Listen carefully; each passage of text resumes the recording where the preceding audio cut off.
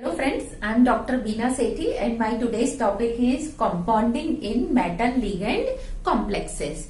Metal ligand complexes में first of all we should know what are complexes. हमें ये पता होना चाहिए कि हम कॉम्प्लेक्स कंपाउंड्स किसे कहते हैं। देखो, एक तो सिंपल ऑर्डिनरी कंपाउंड्स होते हैं जिसमें अगर ये +2 कैटायन है तो ये 2 माइनस आयंस के साथ क्या करेगा, बॉन्ड बना के अपने चार्ज को सेटिस्फाइड कर लेगा। और आप इसी रेशियो में अगर आप कंपाउंड बनाते जा रहे हैं तो एक +2 फिर उसके पास क्या होगा 2 -2, इस तरीके से कॉम्प्लेक्स बनता जाएगा। या अगर ये +1 है तो ये -1 एक साइड से बनाएगा, फिर एक +1 एक -1। तो जिसमें वैलेंसी के अकॉर्डिंग प्लस चार्ज वाले आयंस और माइनस चार्ज वाले आयंस होते हैं, उन्हें हम ऑर्डिनरी या हम कॉमन या जनरल या सिंपल कंपाउंड कुछ भी कह सकते हैं। लेकिन कॉम्प्लेक्स कंपाउंड्स में क्या होता है, आपने लिया आयन +2, अब according to its charge ion +2 को ओनली 2 नेगेटिव से बॉन्ड बनाना चाहिए, इससे ज्यादा से नहीं बनाना चाहिए। लेकिन हम क्या देखते हैं कि ये 2 से ज्यादा नेगेटिव आयंस के साथ बॉन्ड बनाता है, उनको होल्ड करके रखता है, उनको अट्रैक्ट करता है। आप समझने की कोशिश करो कि ये कैल्शियम +2 है, इस पे भी +2 है, इस पे भी +2 है। इसने जब 2 माइनस आयंस के साथ बॉन्ड बना लिया, अब ये सेटिस्फाइड हो जाता है। और अगर हल्का सा ये अट्रैक्ट करता भी है, क्योंकि प्लस चार्ज तो यहां से भी जा रहा है ना, स्फेरिकल है प्लस चार्ज, तो प्लस चार्ज जो यहां से जा रहा है वो अगर नेगेटिव को अट्रैक्ट करता भी है तो वो इतना वीक फोर्स होता है कि पहले तो वो अट्रैक्ट ही नहीं कर पाता, और अगर अट्रैक्ट करता भी है तो वो उसको होल्ड करके अपने पास रख नहीं पाता। तो ये केवल CaCl2 ये फॉर्मूले का कॉम्प्लेक्स कंपाउंड बनाता है। लेकिन आयन के केस में क्या है, ये वाले कंपाउंड भी बनाता है जिसमें इसकी 2 वैलेंसी है और ये 2 नेगेटिव आयन के साथ अटैच्ड है। अलोंग विद दिस ये कुछ ऐसे कंपाउंड्स बनाता है कि जिसमें ये अपने से ज्यादा नेगेटिव आयंस के साथ उनको अट्रैक्ट करता है, उनको होल्ड करके रखता है, और इसके कारण इस पूरे के ऊपर अब क्या होगा, -4 चार्ज आ जाता है। तो ऐसे कंपाउंड्स जिसमें वैलेंसी के अकॉर्डिंग नंबर ऑफ या चार्ज के अकॉर्डिंग नंबर ऑफ कैटायंस और एनायंस नहीं हुए, उन्हें हम कॉम्प्लेक्स कंपाउंड कहते हैं। क्यों? क्योंकि हम इसकी बॉन्डिंग को इन द बिगनिंग नहीं समझा पाए थे कि ये कौन से फोर्स से इनके साथ बॉन्ड बना रहा है। There is a different type of complexity in the bonding, जिसको अर्लियर टाइम में we were unable to explain. तो इस बॉन्डिंग का नाम कह दिया गया कि there is some complex type of bonding.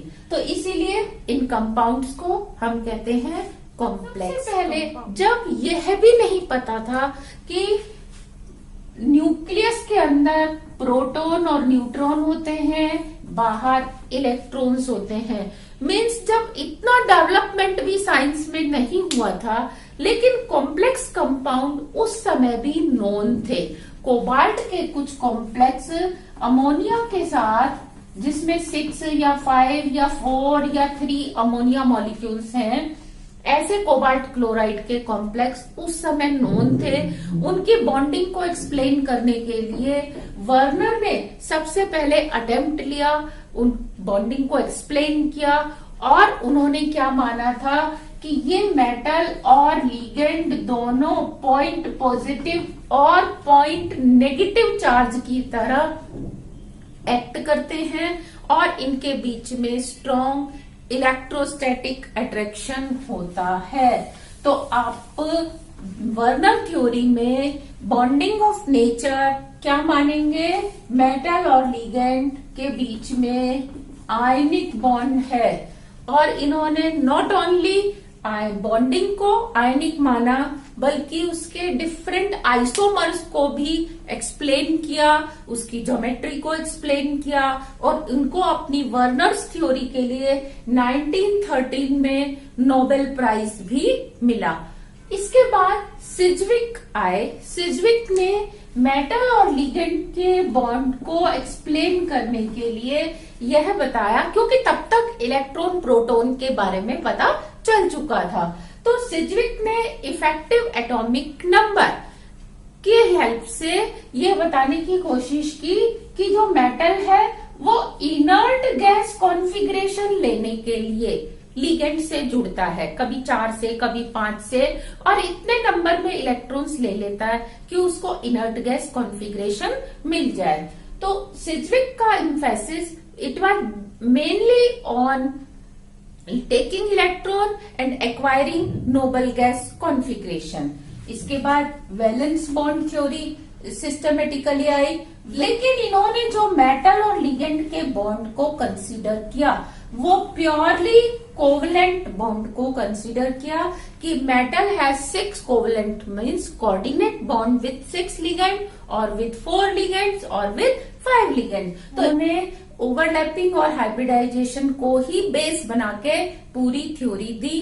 Crystal field theory metal और लिगेंड के बॉन्ड को आयनिक मान के चलती है कि इनके बीच में इलेक्ट्रोस्टैटिक अट्रैक्शन है। मेटल का जो प्लस चार्ज है जितना भी 2, 3, 4 ये सिमेट्रिकली डिस्ट्रीब्यूटेड है, और बाहर इसके पास जब 6 लिगेंड्स या 4 लिगेंड्स आते हैं तो they develop their own negative field.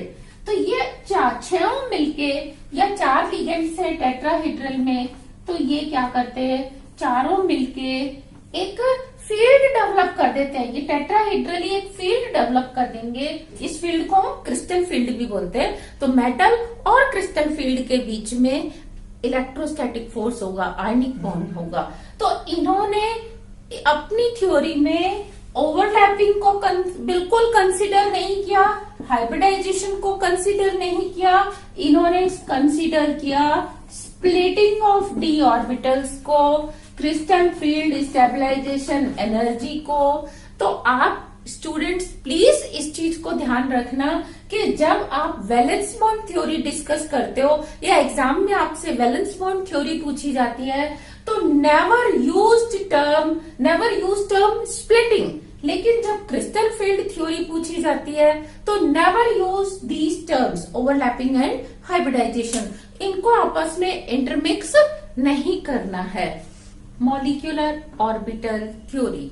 Molecular orbital theory के अकॉर्डिंग मेटल के कुछ orbitals like D, S, P orbitals और लिगेंड का ऑर्बिटल जो कि फील्ड है जिसके पास लोन पेयर ऑफ इलेक्ट्रॉन्स हैं, तो ये 6 ऑर्बिटल मिलके डिफरेंट कॉम्बाइंड ऑर्बिटल्स बनाते हैं। वो ऑर्बिटल्स मेटल के डी ऑर्बिटल्स के साथ, पी ऑर्बिटल्स के साथ, एस ऑर्बिटल के साथ कॉम्बिनेशन करके नए मॉलिक्यूलर ऑर्बिटल्स बनाते हैं।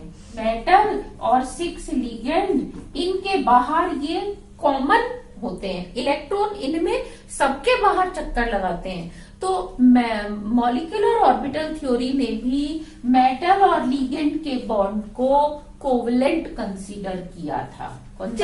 United atomic theory. According to this theory metal का न्यूक्लियस ये रहा और 6 लिगेंड के न्यूक्लियस ये आपस में मिलके एक यूनाइटेड न्यूक्लियस बना देते हैं।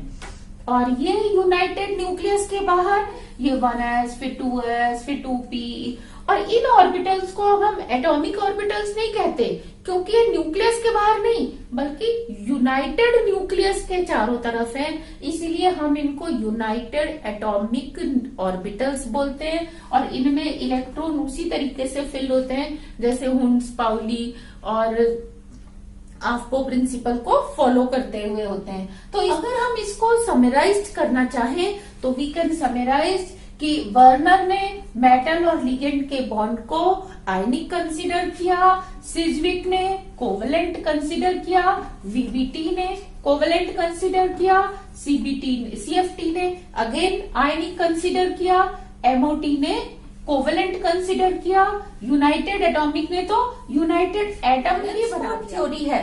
उसके बाद सीएफटी आती है।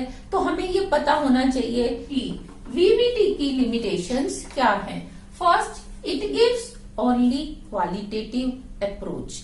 इसने हमें यह बताया कि मेटल और लिगेंड के बीच में 6 कोवेलेंट बॉन्ड हैं, लेकिन इन बॉन्ड्स में एनर्जी कैसे है, किसकी कम किसकी ज्यादा। एक बार आपने metal is equal to ion ले लिया Fe+2 और लिगेंड आपने क्लोराइड ले लिया, और दूसरी बार आपने फ्लोराइड ले लिया, तो किस केस में एनर्जी कम होगी, किस केस में कॉम्प्लेक्स की एनर्जी ज्यादा होगी। तो quantitative approach valence bond theory की नहीं थी। Next, spectral properties. जैसे अगर आपने फ्लोराइड के साथ कॉम्प्लेक्स अगर ले रखा है तो वो रेड कलर का है, और क्लोराइड के साथ ले रखा है तो वो ब्राउन कलर का है। तो why this change in colour, इसको भी, या वो एब्जॉर्प्शन स्पेक्ट्रा, अगर एक बार वो 1300 पे दिखा रहा है तो दूसरी बार वो 1500 पे दिखा रहा है, व्हाई दिस चेंज। तो इस चेंज को, स्पेक्ट्रल प्रॉपर्टीज को VBT was unable to explain, colour को VBT was unable to explain. Magnetic properties भी, एक बार अगर An+2 की फ्लोराइड के साथ हम कर रहे हैं, मैग्नेटिक मोमेंट को काउंट करते हैं, तो सपोज 1.37 है तो दूसरे में वो 2.47 है।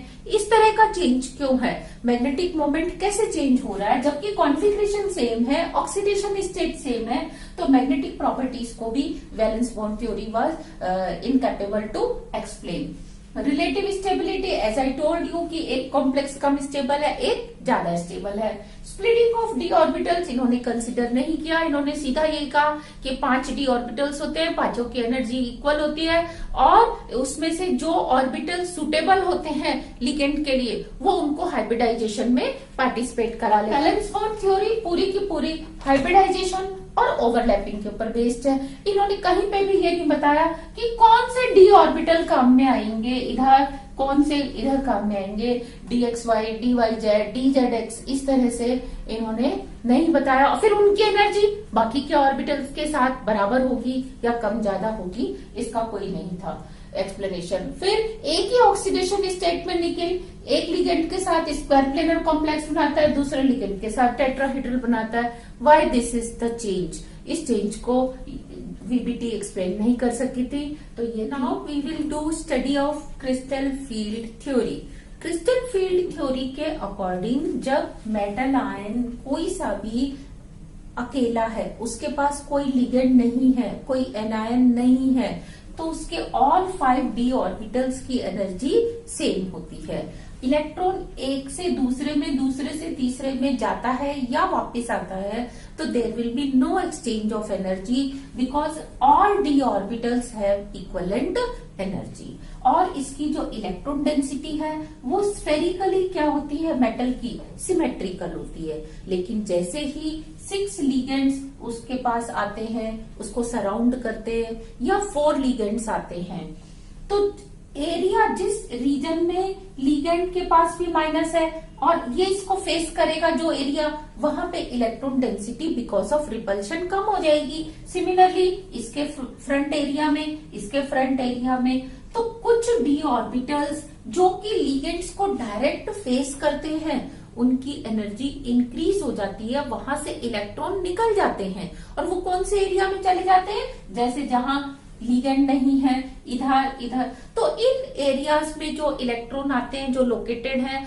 जो ऑर्बिटल्स, उनकी एनर्जी कम हो जाती है, तो इलेक्ट्रॉन्स इन ऑर्बिटल्स में आ जाते हैं। तो ध्यान दो, ये मैंने क्यूब बनाया है, क्यूब में ये एक XYZ सिस्टम है, X towards always it will be right side, Y I will consider towards U and Z I will consider towards upward. तो मैं इस क्यूब में हमेशा X, Y एंड Z ऐसे कंसिडर करने वाली हूँ। तो आप ये देखो, तो देखो ये एक दूसरा सिस्टम है DXYZ का, इसको अगर मैं इसमें रखूं तो आप बताओ DXY कहाँ होगा। ये आपका क्यूब है, ये आपने इसको सिस्टम को रखा, तो अब आप इसको ध्यान दें, ये इधर की तरफ है। अब DXY होगा इन दोनों के बीच में, X और Y के बीच में, यानी कि इधर इस सेंटर पे, इस एज के सेंटर पे, इस एज के सेंटर पे और इस एज के सेंटर पे। इसीलिए मैंने क्या किया कि DXY बनाते समय ये जो वर्टिकल एज थी इनके सेंटर पे इसके लोब को मैंने क्रॉस किया, ना इससे दूर, ना इससे नीचे, ना इससे ऊपर, इसके सेंटर पे। सिमिलरली अगर मैं बात करूं DYZ की, तो अब आप देखिए YZ कहाँ होगा, ये आपका सिस्टम, ये YZ, Y आपका सामने था, Z आपका ऊपर था, तो इन दोनों के बीच में, Y और Z के बीच में इस एज को जो ऐसे है, ऐसे जो इधर है उसके सेंटर को क्रॉस करेगा। ये इस तरीके से लोब होगा, इधर से इधर की तरफ, इधर से सेम वे में नीचे और पीछे से। तो यहाँ पे हम देखेंगे कि ये जो चारों एज हैं इनके सेंटर पे DYZ, ये देखो ये इस तरीके की जो एज हैं इनके सेंटर पे DYZ। अब हम बात करेंगे DZX की। DZX कहाँ होगा, ये Z आपका ऊपर है और X आपका साइड में है, तो ZX होगा Z और X के बीच में, यानी कि ये वाली जो चार आर्म्स हैं, एज हैं, इनके सेंटर पे। तो मैंने DZX को, ये जो आर्म्स थी साइड वाली, इनके सेंटर पे इसके लोब को टच किया है। Next is DX2Y2। DX2Y2 कहाँ होता है, X और Y के ऊपर ही। जैसे ये X ऑर्बिटल है तो ये X है तो यहीं पे होगा, ये Y है तो Y के अलोंग द होगा, अलोंग द एक्सिस, ऐसे इस तरीके से होगा। तो ये कहाँ थे, आपने देखा था, ये कहाँ होते हैं, फेस के सेंटर पे, फेस के सेंटर पे, ना कि एज के सेंटर पे। तो ये वाले ऑर्बिटल्स आप देखोगे फेस के सेंटर पे, चारों तरफ से मैंने फेस के सेंटर को टच किया है। और DZ2 कहाँ होता है, DZ2 ऑर्बिटल एक्चुअली में DZ2X2 और DZ2Y2 का कॉम्बिनेशन होता है, दो ऑर्बिटल से मिलके बनता है। तो ध्यान दो कि ये आपका सिस्टम, तो एक तो Z2 और X2, तो आपने एक Z पे रखा डंबल, एक X पे रखा, दूसरा DY2 और Z2। तो जब दोनों को मिक्स करेंगे तो Z2 पे क्या होगा, दो बार डेंसिटी आएगी, और X और Y पे क्या होगा, एक ही बार आएगी। तो अब यहाँ पे तो आपको एक डंबल दिख रहा है DZ2 पे, जो कि डबल डेंसिटी का है, लेकिन 25% डेंसिटी इधर, 20 इधर, 25 ऐसे चारों तरफ होगी। तो ये चारों लोब्स आपस में मिलके एक रिंग लाइक स्ट्रक्चर बना देते हैं। तो उस रिंग को हम कहाँ देखते हैं, X और Y प्लेन में। तो ये आपका XY प्लेन था, X और Y इस प्लेन में एक रिंग बनी हुई होती है जो कि DZ2 को डिनोट करती है। तो ये तो आपके ऑर्बिटल्स का ओरिएंटेशन हो गया। हम इसको ब्रीफली एक बार रिवाइज कर लेते हैं कि DXY होगा इसके बीच में, इस वाली एज के सेंटर पे, और DYZ होगा इस एज के सेंटर पे, और ऐसे इधर वाली, और DZX होगा इस तरफ वाली चारों एज के सेंटर पे, और DX2Y2 इस तरफ होगा प्लेन के सेंटर से इधर और इधर होगा, और DZ2 ऐसे होगा, और एक रिंग होगी चारों तरफ। तो ये पांचों ऑर्बिटल्स की शेप थी। अब हम बात करेंगे ऑक्टाहेड्रल कैसा होता है। ये देखिए ऑक्टाहेड्रल इस तरीके से होता है, ये सेंटर में इसके एक मेटल होता है, ये चार आप देखेंगे इससे जुड़े हुए, मेटल से जुड़े हुए सेम प्लेन में चार लिगेंड्स हैं, एक लिगेंड ऊपर है और एक लिगेंड नीचे है। तो जब हम इनको मिला देते हैं तो क्या बन जाता है, ऑक्टाहेड्रल। तो ये आपकी ऑक्टाहेड्रल की शेप होती है। अब हम इसको एक क्यूब में इमेजिन करेंगे कि क्यूब में ऑक्टाहेड्रल कैसे बनता है। सपोज ये एक क्यूब है और ये आपने लिया दूसरा ऑक्टाहेड्रल। आप ध्यान दो, अगर मैं इसके सेंटर पे एक मेटल मानूं इधर, तो उससे एक इस कॉर्नर पे, एक इस कॉर्नर पे, एक इस कॉर्नर पे, एक इस पे, चारों कॉर्नर्स पे एक एक लिगेंड है, एक ऊपर है, एक नीचे है, और इनको मैंने जोड़ दिया तो क्या बन गया, एक ऑक्टाहेड्रल बन गया। और इसको अगर मैं इमेजिन करूं क्यूब में, तो ये क्यूब में आपने बस यही समझना है सारा आपको कि इसके जो लिगेंड्स का कॉर्नर है वो कहाँ रहता है। आपने ये देखना है, ये फेस के सेंटर पे रहता है, ऐसे इधर फेस के सेंटर पे रहेगा, इधर भी फेस के सेंटर पे रहेगा, ऊपर भी फेस के सेंटर पे रहेगा, पीछे भी फेस के सेंटर पे रहेगा। कभी भी आप जब ऑक्टाहेड्रल बनाएंगे तो ऐसे नहीं बनाएंगे कि आप इसको एज के सेंटर पे ले आओ इस तरीके से, यानी कि ऊपर तो आप फेस के सेंटर पे लेके आए इस तरीके से, ये देखिए, और बीच में आपने ऐसे रखना है इसको। अगर आपने इसको यूं घुमा दिया तो ये गलत हो जाएगा, आपने इसको भी फेस के सेंटर पे रखना है इस तरीके से। तो ये आपको जब लिगेंड्स की लोकेशन पता है, अब आप इमेजिन कर सकते हो कि ये क्यूब में कौन सा ऑर्बिटल इसको फेस करेगा। सोच के देखो कि जब ये लिगेंड इधर से आ रहा है फेस के सेंटर से, और जो ऑर्बिटल फेस के सेंटर पे है, इधर फेस के सेंटर पे है, इधर भी फेस के सेंटर पे है, उन ऑर्बिटल्स में अगर इलेक्ट्रॉन पहले से बैठा है और लिगेंड का भी आ गया तो उनको क्या होगा, रिपल्शन होगा, और उस रिपल्शन से उसकी एनर्जी इंक्रीज हो जाएगी। देखो ये फेस के सेंटर पे है चारों, और ये वाले भी दोनों लोब्स फेस के सेंटर पे हैं, और यहीं पे लिगेंड होते हैं। ये देखो, ये मैंने 4 लिगेंड प्लेन में, एक नीचे एक ऊपर फेस के सेंटर पे बनाया। तो जो ऑर्बिटल इसको फेस करेगा डायरेक्ट, उसमें अगर इलेक्ट्रॉन आ जाएगा तो उसकी एनर्जी इंक्रीज हो जाएगी, और अगर उसके अलावा दूसरे ऑर्बिटल में, यानी कि इस एज वाले पे आए, आप इसको यहां से समझिए कि ये आपने एक क्यूब में dxy dz स्क्वायर और dx स्क्वायर y स्क्वायर की तो बात कर ली कि वो फेस के सेंटर पे है, लेकिन जो एज के सेंटर पे है, अगर उसमें कोई इलेक्ट्रॉन है तो उसको तो रिपल्शन नहीं मिलेगा, उसको कम मिलेगा। क्यों? क्योंकि ये आपका फेस के सेंटर पे है, लिगेंड यहां बैठा है और वो ऑर्बिटल यहां है, तो इन दोनों में डिस्टेंस है, इसीलिए उसको रिपल्शन नहीं मिलता।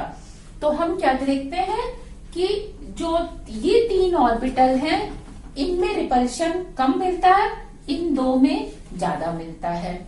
और बात करें हम टेट्राहेड्रल की, तो टेट्राहेड्रल कैसा होता है, आप देखो देखने में तो टेट्राहेड्रल बिल्कुल इस तरीके से होता है कि 3 एक प्लेन में, सेंटर में मेटल और एक ऊपर से जुड़ा हुआ है लिगेंड। तो ये 3 लिगेंड, एक ये, इनको अगर हम आपस में जोड़ देते हैं तो ये क्या बन जाता है, टेट्राहेड्रल। क्योंकि हम अब तक ऐसा ही पढ़ते आए हैं, लेकिन इसको आपने इमेजिन ऐसे नहीं करना। कॉम्प्लेक्स के केस में आपने इसको इमेजिन करना है कि ये क्यूब में कहाँ पे होता है। तो क्यूब में आप इसको ऐसे नहीं रखेंगे, आप इसको इस तरीके से रखेंगे, 2 ऊपर, ये देखो ये ऊपर, और इसके 90 डिग्री पे ये एंगल बनेगा, तो 2 नीचे इस तरीके से।